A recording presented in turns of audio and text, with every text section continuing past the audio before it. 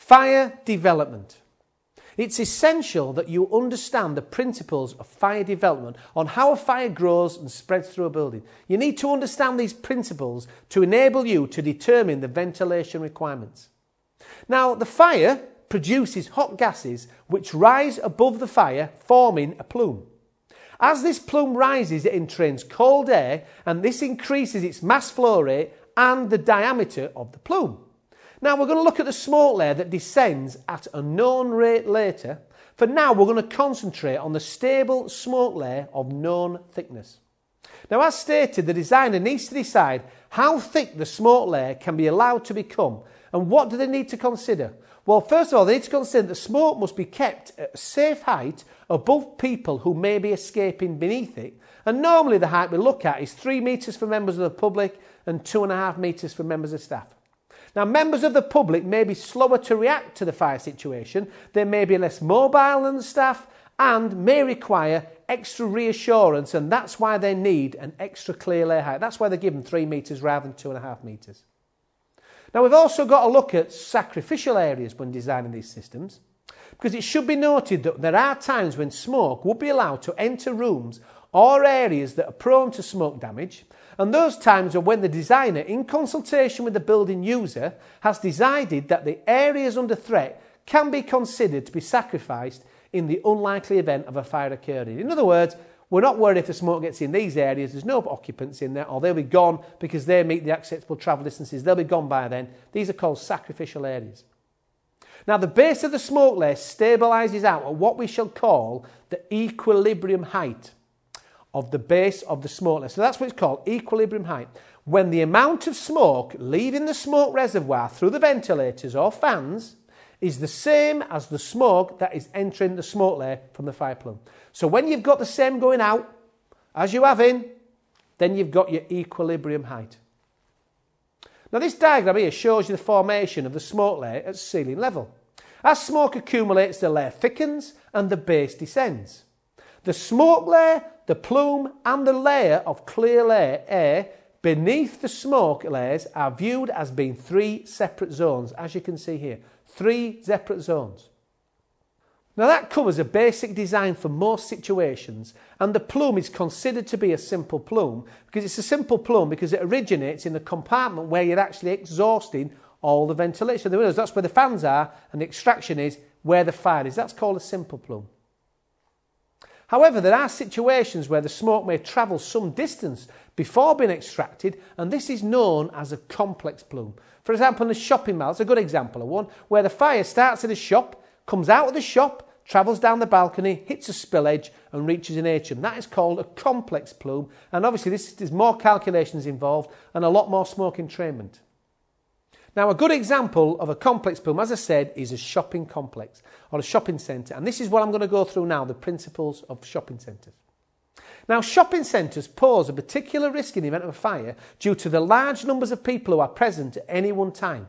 A typical centre may comprise of many individual shop units opening into a common mall. They're generally separated from each other by a dividing wall of fire-resistant construction, and usually the shop is either open-fronted, so it's clear, or it's only separated from the mall by a glass shop front, which obviously in a fire situation is likely to break unless it's fire-resistant or the sprinklers put it out. But it's just got a typical glass front.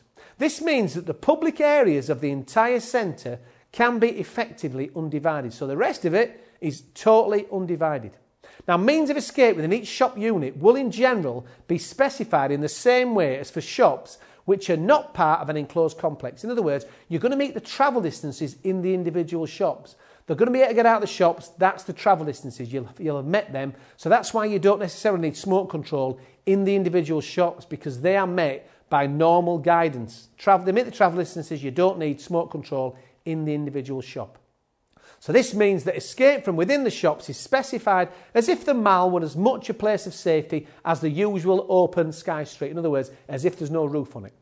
However, the mall is a street with a roof, and so cannot be regarded as being safe as an open top street. In other words, if they've got no top there, all the smoke's going to go out. We have got a roof on there. Smoke is going to gather. You are not safe. You're not at a place of total safety. People escaping from a shop into a mall will still need to travel along the mall before exiting to a true place of safety.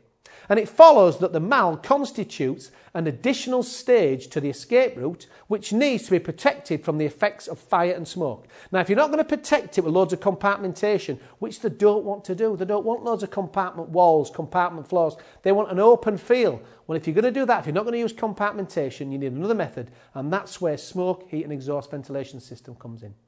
So, ideally, it should approach the same level of safety as a street for as long as people need to escape through it. In other words, you've got to maintain the clear lay height for sufficient time for that building, complete area, to be totally evacuated. Now, people will generally be unfamiliar with the escape routes and are likely to evacuate the way they came in. You know that? Human nature, people like to go out the way they came in. And in the mall, it's likely to be the same. Where did I come in? I'm going to go down that route. So it could be quite a long travel distance. Even though you put signs everywhere, some people don't follow them. They're like sheep.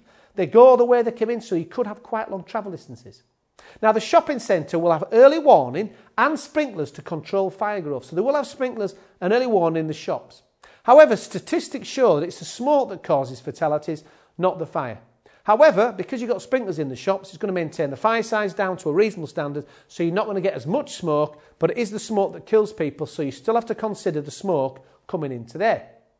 The ideal option is to install smoke control, in other words, a smoke heat and ventilation system in every single shop. Now, this is very expensive and it's difficult to achieve.